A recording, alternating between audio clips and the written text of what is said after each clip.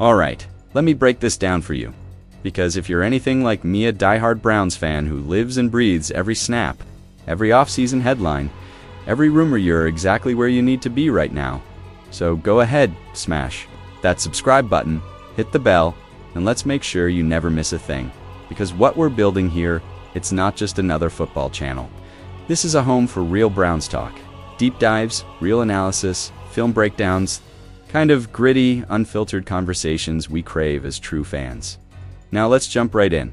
Because this Browns offseason, man, it's been straight up chaos in the best and worst ways. If you blinked for even a second, you probably missed like 5 major storylines. It's been one curveball after another. First off, those wild Myles Garrett trade rumors. They came out of nowhere and sent the whole fan base into DEFCON 1. Then right when we thought it was over, we got hit with the roller coaster of his contract talks. Half of us were glued to our phones, refreshing every insider tweet like we were watching. Stock prices crash. And don't even get me started on the quarterback drama. Because let's be real, quarterback questions in Cleveland, they never actually stop. It's like a carousel that just keeps spinning no matter who's under center. But today, I want to shift the spotlight a bit. Because while everyone's been busy chasing the big names and flashy headlines, the Browns front office has been sneaking in some seriously underrated moves that could quietly reshape the entire 2025 season. And one of those moves? Maliek Collins. Yeah, I know he's not the kind of signing that breaks the internet or gets fans racing to buy his jersey. But let me tell you right now, this signing might end up being one of the smartest decisions this team has made in years. No exaggeration. Here's the situation.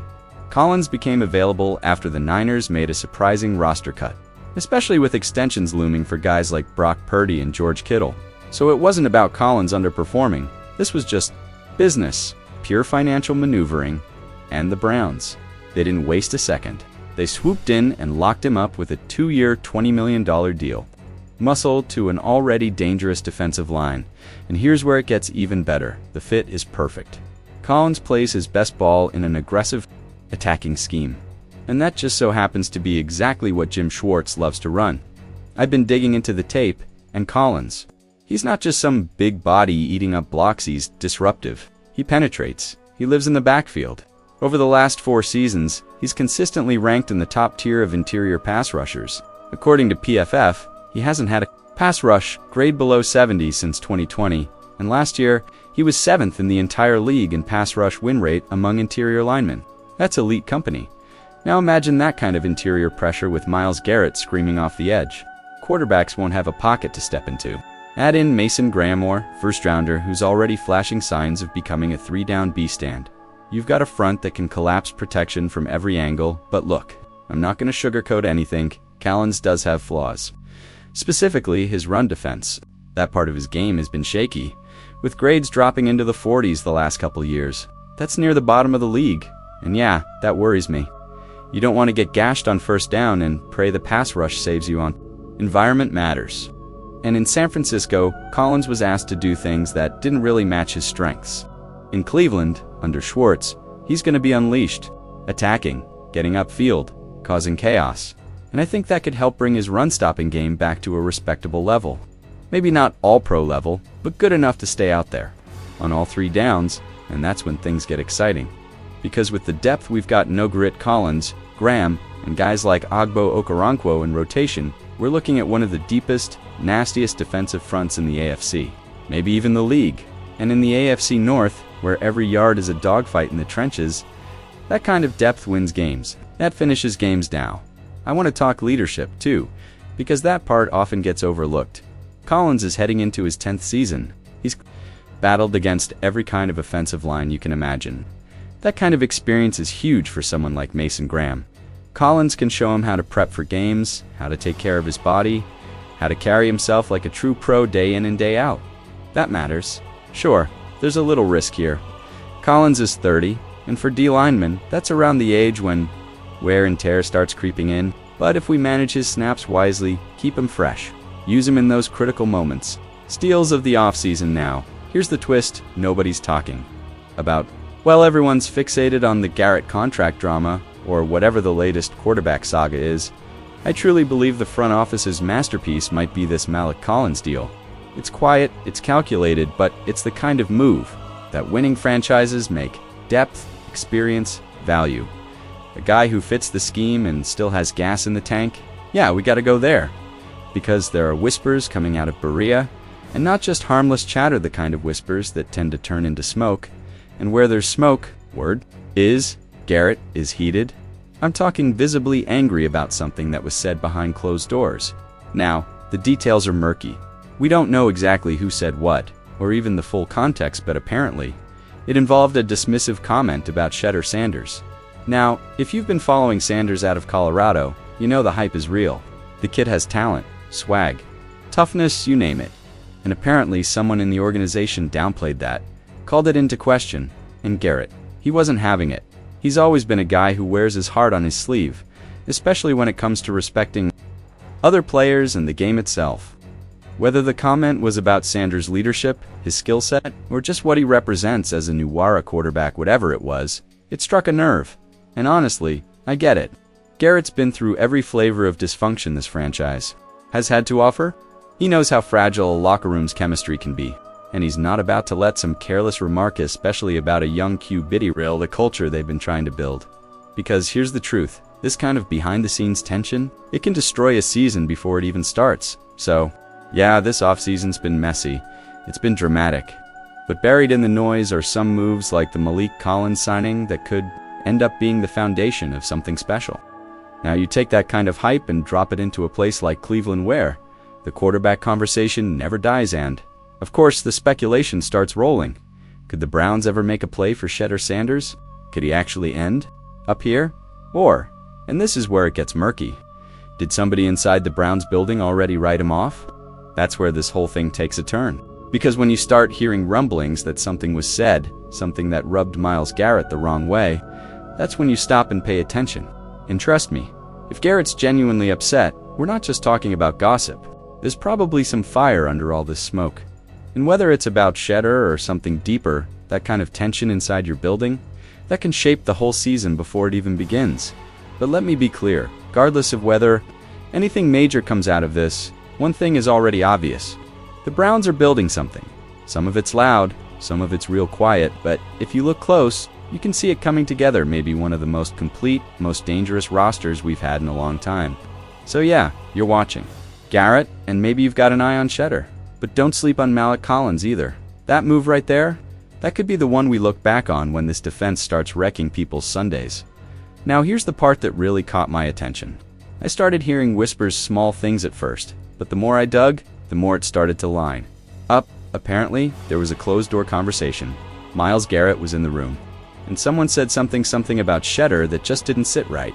Now, we don't know exactly what was said, but from what I've been told, it wasn't just a critique. It was more than football talk. It felt dismissive, disrespectful, maybe even carried that kind of coded language that people like Garrett know when they hear it. And here's why that matters. Because Garrett's not just some edge rusher who turns it on during games. He's the leader in that locker room. He sets the tone, he mentors. He speaks up on things that matter, not just between the white lines, but off the field too. So when he hears something that feels like it's reducing a young black quarterback like Shedeur to just a stat sheet or a stereotype, he's not letting that slide. That's not just football to him, that's personal. And if you've followed Garrett at all, if you've listened to him talk about mental health, player empowerment, equality in sports, you know, he's never been the type to smile and nod and keep quiet. If something was said in a scouting meeting or a film session or whatever, and it came off as biased or flippant, then yeah, you better believe Garrett pushed back. And hard dot, from what I've heard, things got heated, real tense. Somebody close to the team described it as a pretty serious confrontation, Garrett versus someone in the front office. We don't know who exactly, and guess what? The Browns haven't said a word.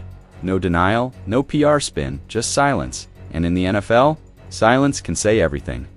That's where this starts to get a little unnerving. Because when a guy like Garrett, Captain, your cornerstone, is visibly frustrated and butting heads with the people running the show, that's when you start asking, is this a one-off moment? Or is it the start of something unraveling? I've been following this team long enough to know we've seen chaos. We've seen dysfunction. But this feels different. This touches something deeper. It's not about how high a player's ranked on a draft board. It's about the culture. It's about who this team is and where it's going. Garrett's reaction. That wasn't just about defending Shedeur. That was about defending a vision for this team and maybe even the future of the league. And I've got to say, some folks close to Garrett have hinted he sees himself in Shedeur. Not just in the talent, but in the fight. The fight to be taken seriously, to overcome narratives that get thrown at you before you even suit up. And when Garrett hears someone inside the building echo those old tired narratives, that's when he digs in his heels and speaks up. So now we've got to ask the uncomfortable question: does this affect Garrett's future with the Browns? Because here's the truth.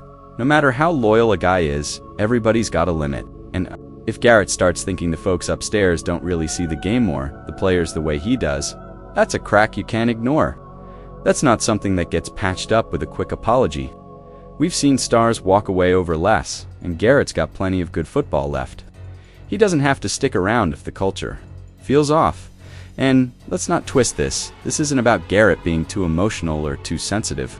This is about respect for the game, for the next generation, for the guys coming up behind him. Now, as for Shedeur, he hasn't said a word. Not on social, not in interviews, nothing. But don't think for a second that he and his people haven't heard the chatter. They're watching this unfold, just like we are. And you've got to wonder, what are they thinking? Does this situation make Cleveland look like a place that's open to change and growth? Or does it make the team look stuck in some outdated mindset? And here's what's wild. This all surfaced in July. Off-season, the so-called quiet time. Most players are on vacation, getting ready for camp. This was supposed to be a chill moment. And instead, boom, we're talking about culture. Wars inside the building? Some beat reporters think this has nothing to do with just one comment or one prospect. They believe this is about something that's been simmering inside the Browns organization for a while now. That maybe Garrett's been holding this in. Maybe he's been biting his tongue for too long. And I hate to even say it, but if Garrett's starting to check out emotionally, that's the kind of thing that breaks more than just chemistry. That's how you lose the soul of your team. Now sure, some folks are already saying it'll pass, that Garrett will cool off, they'll talk it out, and everything will go back to normal. That might happen.